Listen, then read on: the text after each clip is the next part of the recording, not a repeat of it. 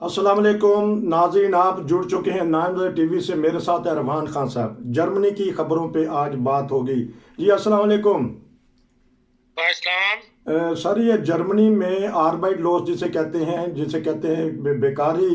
बहुत सारे बेकार लोग हो गए हैं कोरोना की वजह से, और फर्में बंद हुई हैं। हवाबाजी जो फर्म है वो उसके ऊपर असर पड़ा है। तो कुछ ना कुछ तो रिलीफ देगी हुकूमत जर्मनी, बताइएगा। देखें, जो कोरोना की वजह से हुकूमत ने रिलीफ दिया है वो 2 साल से दे रही। ठीक। और हर मतलब महकमे के हर बंदे को जो इफेक्टेड हुआ है उसके लिए स्कीमें नहीं, वो उन्होंने बकायदा उन पर अमल हो रहा है। अब लोगों को मिल रहा है, टैक्सी वालों को भी, जिस इसकी जो मुतासर हुआ है। किसी की गिशेफ्ट था, किसी का होटल था, किसी की लाडन थी, ठीक। उस हिसाब से उनको जो भी स्कीम बनी थी उस पर है। लेकिन जो नई स्कीम अब गवर्नमेंट की है वो ये है कि कोरोना के बाद और जो दुनिया के हालात हुए हैं उसमें महंगाई पे बहुत ज्यादा इजाफा हुआ है। ठीक। मतलब 14-15% से लेके वो कहते हैं 40% तक बात चीजों में इजाफा हुआ है। जो एनर्जी है, जिसमें गैस है, जिसमें इलेक्ट्रिसिटी है, आपकी हीटिंग है, ये सारे इनमें सबसे ज्यादा इजाफा हुआ है। कहते हैं 40% तक हुआ है। ठीक। और उसके अंदर हुकूमत ने ये कहा है, जो हमारी तीन इत्तेहादी हुकूमत है, उन्होंने कहा है कि मार्च में हम हर बंदे को, जिसको एक मतलब फर्द फैमिली है, उसको 135 यूरो की इमदाद दी जाएगी। ठीक। जो कम इनकम वाले लोग हैं उनको, उनकी बात कर रहे हैं वो, कि जो सोशल हेल्प लेते हैं या जिनकी जो जॉब सेंटर से जिनको पैसे मिलते हैं या जिनकी कम आमदनी में वो शुमार होते हैं, जैसे फ्रैंकफर्ट फास्ट जिनको इशू होता है, वो कम आमदनी वाले लोग हैं। तो उनमें एक पर्सन की फैमिली को जो है पर 135 यूरो वो इमदाद देगी। और इसी तरह जो दो की फैमिली है उसमें 175 यूरो जो है वो एक्स्ट्रा उनको दिए जाएंगे। और इसके अलावा इससे बड़ी फैमिलीज जो है उनको 35 यूरो पर पर्सन जो है वो रकम हुकूमत अदा करेगी। फिर टोटल इतने अफराद बनते होंगे, पहले दो अफराद को 175 और उसके बाद 35 यूरो पर पर्सन के हिसाब से, ताकि वो अपने एनर्जी वगैरह को ऊपर, हीटिंग, सर्दियों में सर्दी ज्यादा पड़ रही है मुसलसल, और उसमें जो हीटिंग के खर्चात बढ़े हैं वो अदा कर सके। ये एक जो है कहना उसका हुकूमत ने एक कदम उठाया है आजकल। ठीक है। तो लेकिन एक सवाल एक पैदा होता है कि बहुत सारे लोग यहाँ बेकार हो गए हैं। पहले तरीकेकार था, उनको आर्बाइट लॉस मिलता था, यानी महकमा, काम देने वाला महकमा देता रहता था। अब तो सीधा कहते हैं जाओ जी उथे जॉब सेंटर जा जी इंतराज कराओ। अब वो जॉब सेंटर में जो है लोग हैं लाखों मिलियन के हिसाब से, तो उनको भी रिलीफ मिलेगा, आप ये कहना चाहते हैं? अखबारों में आ चुका है? अखबार में आज नहीं कल आ जाएगा। आज तो फैसला हुआ है अभी। अच्छा। जो बताया है सरकार के नुमाइंदे ने। अच्छा। तो बहरहाल वो कहते हैं एंड ऑफ फरवरी तक हम इसको कानूनी शक्ल दे लेंगे और मार्च के अंदर जो है ये रकम लोगों को मिलनी शुरू हो जाएगी। पिछले साल भी इन्होंने तकरीबन 200 यूरो जो 2% के थे उनको दिया था। इस दफ़ा भी बड़ा दिल निकाला है कि जो बेकार हैं, जो काम नहीं करते। लेकिन ये बताइएगा कि आपने कहा कि टैक्सी वालों को या जिनकी छोटी दुकानें हैं या रेस्टोरेंट वालों को उनको मिलेगा ना, जो हुकूमत ऑफिशियल देगी, जिन्होंने ऑफिशियल अपना टैक्स पे किया हो और अपनी आमदन शो कराई हो। जो उन्होंने आमदन हुकूमत को शो करवाई हुई है उसी के मुताबिक होगा ना। तो जो शो नहीं करा सके, हुकूमत को नहीं पता कभी। तो जो शो नहीं करा सके वो फिर घाटे में रहेंगे, उनका क्या बनेगा फिर? तो यार 135 हज़ारों में कितना घाटा हो जाएगा? नहीं, इससे ज्यादा आई हुई है हुकूमत से रकम। नहीं, मेरा मतलब दूसरा है जो ऑफिशियल मदद करती रही है पिछले सालों में। बहुत सारे रेस्टोरेंट वालों से बात हुई जिन्होंने ये कहा कि जिन्होंने तो ऑफिशियल काम किया था उनको 20-20 हज़ार, 30-30 हज़ार उन्होंने जो नुकसानात हुए थे इस मद में दिए हैं। तो फिर लोगों ने सोचा था कि ऑफिशियल काम ही बेहतर है। लाजिम बात है कि जब एक चीज सामने आई है तो फिर उसका फायदा उठाने के लिए लोगों ने अगर अपने आप को चेंज किया है और लीगल अपनी जराए आमदनी जो है वो सब जाहिर कर दी है तो अच्छी बात है। वरना पहले तो आमतौर पे बाज बेरूफ से ऐसे हैं जिसके अंदर लोग आमदनी छुपा लेते हैं, या आमदनी छुपाना जो होता है आसान होता है उसके अंदर, तो लोग टैक्स देने की बजाय। تو لیکن بہرحال وہ اسکیمیں اپنی جگہ قائم ہیں، اور وہ بھی میں سمجھتا ہوں کہ میری مطلب اندازہ ہی ہے کہ وہ جو 200 ارائے کی رقم آپ کہتے ہیں پچھلی دفعہ دی گئی تھی، وہ اسکیمیں جو ہے وہ برسات چلتی رہیں گی جب تک کووڈ 19 یا یہ پوری طرح لائف پوری طرح متحرک نہیں ہو جاتی، اس وقت تک وہ اسکیمیں بھی چلتی رہیں گی. اس کے علاوہ یہ صرف انرجی اسکیم جو ہے کے اندر ہیلپ کرنے کے لیے یہ نئی اسکیم دی ہے، جس 135 کے لیے جو میں نے بات کی ہے. تو اس کے باوجود بھی جائیدادوں کی قیمتیں کیوں آسمان کو چھو گئی ہیں؟ کیوں؟ حالانکہ لوگ تو بیکار ہو گئے ہیں، بینک کرپٹ بھی ہو گئے ہیں، بعض فرمیں بعض لوگ، تو جائیدادیں بڑھتی جا رہی ہیں لوگوں کو. جو بڑھ رہی ہے وہ انٹرسٹ ریٹ کی وجہ سے. جب اب انٹرسٹ ریٹ جو ہے جب سے کم ہوا ہے اس وقت سے لوگوں کا رجحان جو ہے وہ جائیداد خریدنے پر زیادہ ہوتا ہے، تو اس لیے جائیداد کی قیمتیں جو ہے دن دن بڑھ رہی ہیں. اب امریکہ نے تو کہہ دیا کہ ہم 7% جو ہے وہ انفلیشن ہمارا جو ہے ہم اپنی انٹرسٹ جو ہے ریٹ آنے لگے ہیں. جرمنی میں بھی اب ڈسکشن شروع ہو چکی ہے کہ بھئی یہ جو 0 پر چل رہا ہے ہمارا انٹرسٹ، اس سے یہ ہے کہ مستقل پرائسیں بڑھتی چلی جا رہی ہیں اور ٹھہرنے کا نام نہیں لے رہی. اس کو کنٹرول کرنے کے لیے بھی ہے کچھ نہ کچھ جو انٹرسٹ لگانا چاہیے، ملنا چاہیے اور لگانا چاہیے. تو اس پہ اب کام مطلب ڈسکشنز میں بات آ رہی ہے آج کل. تو ہو سکتا ہے جرمنی بھی اپنا پلڑا کھائے اور اب انٹرسٹ ریٹ جو ہے وہ کچھ بڑھا دے. تو ابھی تو وجہ یہی ہے کہ بھئی ہر طرف 0 پہ کہیں 1% پہ قرضہ مل رہا ہے، 0.5% پہ قرضہ مل رہا ہے، تو پھر ہر بندہ جو ہے جائیداد خریدنے کی کوشش کر رہا ہے. اس وجہ سے جائیداد کی قیمتیں جو ہے وہ بڑھی ہوئی ہیں جرمنی کے اندر. تو دوسری خبر بتائیے گا آپ جرمنی کی.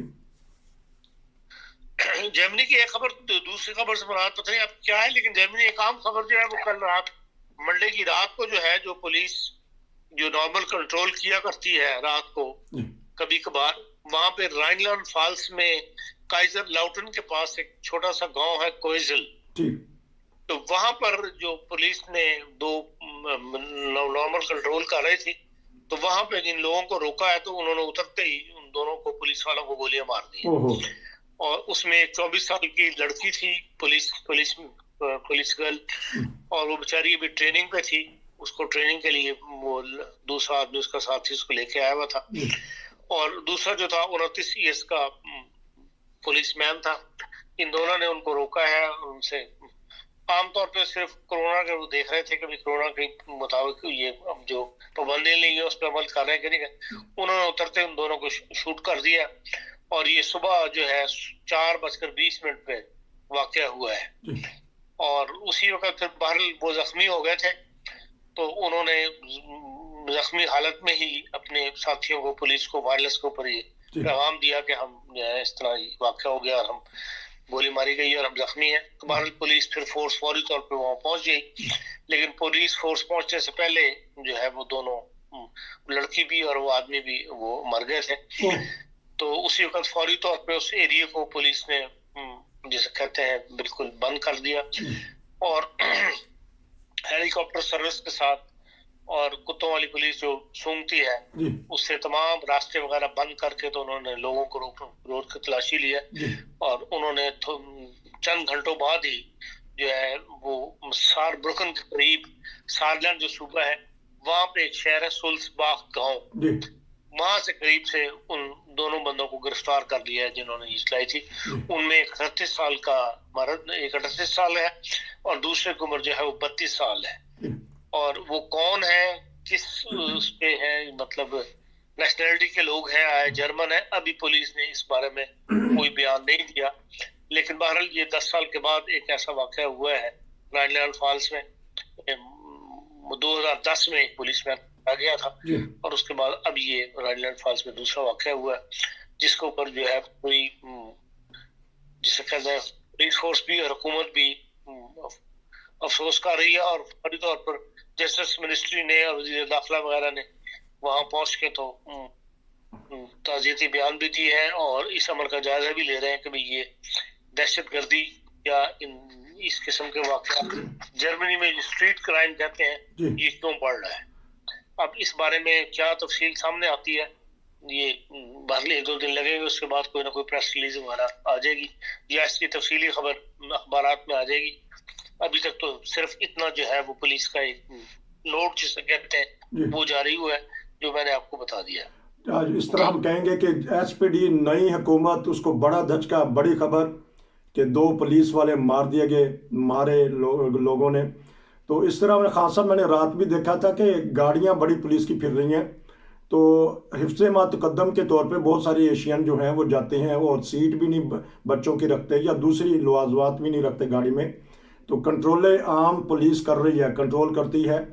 تو اس بارے میں کیونکہ آپ تجربہ بھی رکھتے ہیں، تو کیا کرنا چاہیے ہمیں جو گاڑیاں چلاتے ہیں اور بعض دفعہ لاپرواہی بھی کر جاتے ہیں؟ اور بیلٹ باندھنا یا یہ تو بہرحال لازمی کرنا چاہیے.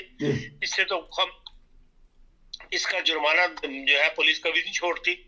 اور بچوں کو سیٹ پہ بٹھانا یہ بھی لازمی ایک وہ ہے جس کی طرف پولیس کبھی غفلت نہیں برتتی. ساتھ گزرتے ہوئے بھی وہ ضرور نگاہ مارتے ہیں کہ بھئی ساتھ میں اگر کوئی بچہ ہے تو وہ سیٹ بیلٹ بندھی بھی ہے اور اپنی چیئر پہ ہے. تو ان باتوں کی بہرحال احتیاط کرنی چاہیے. عام طور پہ جو غیر ملکی سوسائٹی ہے وہ نہیں کرتے، جرمن تو بہت کرتے ہیں. تو اس میں انسان کا اپنا ہی فائدہ ہے. اس قسم کی احتیاطیں جو حکومت کی طرف سے بتائی جاتی ہیں ان کو کرنا چاہیے. باقی تو اوور سپیڈنگ ہے یا وہ ہے وہ تو سارے ہی کرتے ہیں اور سارے جرمانے دیتے ہیں. تو ایک اور خبر ہے کہ دوستوں کے لیے، میرے لیے تو پہلی دفعہ ہو سکتا ہے آپ نے سنی ہو، کہ ایک لال اشارہ، اس کے اوپر کیمرہ نہیں ہے، کسی نے دیکھ لیا ہے. یہ خبر ہے کہ ہمارے ایک ساتھی کے ساتھ لال اشارہ انہوں نے کسی گاؤں میں کسی ایسی جگہ کراس کیا ہوگا، کسی نے دیکھ لیا، انہوں نے پولیس کو رپورٹ دی. پولیس نے خط لکھا کہ آپ کو نقش شولنگ، یعنی کہ آپ کو دوبارہ ٹریننگ کرنی پڑے گی، کیونکہ ان کا لائسنس تو واپس نہیں لیا. تو خان صاحب یہ پوچھنا چاہتا ہوں کہ یہ بھی ہو جاتا ہے کہ کسی کی شکایت کے اوپر اور یہ پولیس حرکت میں آ جائے اور وہ جرمانہ بھیج دے؟ جرمانہ بھی کیا اور انہوں نے کہا کہ دوبارہ ٹریننگ حاصل کریں. جب وکیل سے بات کی گئی تو اس نے کہا کہ میں 1500 یورو لوں گا، اور 1500 اگر ہار گئے تو 1500 یورو آپ کو دوسرے کو بھی دینا پڑے گا جو کیس جیت جائے گا. تو اس سلسلہ میں کوئی بتائیے گا کہ یہ کیا قانون ہے کہ لال اشارہ بعض دفعہ گاؤں میں کر ہی لیتا بندہ کوئی بھی خلاف ورزی کرے ٹریفک کی، اور اگر 2 آدمی اس کے اوپر گواہ بن جائیں تو وہ پولیس اس کا جرمانہ آپ کو بھیج دیتی ہے. ٹھیک. اور اگر آپ ادا کر دیں نہیں تو عدالت تک کیس جاتے ہیں، اور وہاں پر جو 2 آدمی جنہوں نے یہ دیکھا ہوتا ہے ان کی گواہی کو عدالت تسلیم کرتی ہے. عام طور پہ دیکھا یہ گیا ہے کہ اگر بڑی عمر کے جرمنس ہوں یا دیکھنے والا کوئی بھی بڑی عمر کا آدمی ہو، اس کو عدالت جو ہے وہ کنسیڈر کرتی ہے. نوجوان بچہ ہو یا اسٹوڈنٹ ہو یا بندے کی حالت پہ ڈیپینڈ کرتا ہے، اور اس کو بعض دفعہ پولیس بھی تسلیم نہیں کرتی ہے ایسے بندے کی گواہی کو. لیکن اگر سیریس ایک جنٹلمین پولیس کا مطلب شہری اگر یہ دیکھ کے پولیس کو انفارم کر دے تو اس کو بعد پولیس کنسیڈر کرتی ہے، اور اس کے لیے 2 بندوں کی گواہی ہوتی ہے، 2 ہوں تو پھر جرمانہ جو ہے وہ آ جاتا ہے اور دینا بھی پڑتا ہے. یہ ایک واقعہ ہوا تھا جو ناظرین کو بتا دیا کہ ایسا بھی ہوتا ہے کہ اگر کوئی 2 دیکھ لیں. تو کرونا کے بارے میں یہ نصیر صاحب ملک کی بات ہے، آپ کا کلچر کیا ہے. ابھی آپ نے کل دیکھا ہوگا جو BBC نے خبر نشر کی ہے کہ ہائی وے پولیس نے پاکستان کے اندر ایک فوجی گاڑی نے خلاف ورزی کی، اوور سپیڈنگ کی، اس کو روکا. اس نے کہا میں فوجی ہوں. اس نے کہا جی آپ ہوں گے فوجی، آپ اپنا نام بتائیں، ہم کنفرم کر لیتے ہیں. اس نے ملٹری پولیس کو بتایا، ملٹری پولیس تھوڑی دیر کے بعد وہاں پہنچ گئی اور ان تینوں نے مل کے جو ہے وہ جو ہائی وے پولیس والی تھی اس بیچارے کی پھینٹی لگا دی. اب یہ پرسن ٹو پرسن ہے، کلچر ٹو کلچر ہے. جہاں پڑھی لکھی سوسائٹی ہے وہاں ایسی چیزوں کا رد عمل اور ہوتا ہے. جہاں نہ پڑھی لکھی سوسائٹی ہو، جہاں ایک حکومتی تصور ذہن میں بیٹھا ہوا ہو کہ جی ہم بڑے ہیں، تو وہاں پھر اور قسم کے معاملات جو ہیں وہ آپ کے سامنے آ جاتے ہیں.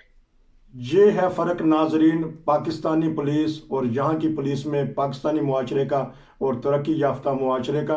ہم کنڈیم نہیں کرتے پاکستانی معاشرے کو، وہ ہمارا ملک ہے. لیکن اگر عمران خان نے یا ریاست پاکستان نے ترقی کرنی ہے تو ان قوانین کی پابندی کرنی ہوگی. خان صاحب آپ کا بہت شکریہ. پھر انشاءاللہ دوبارہ آپ سے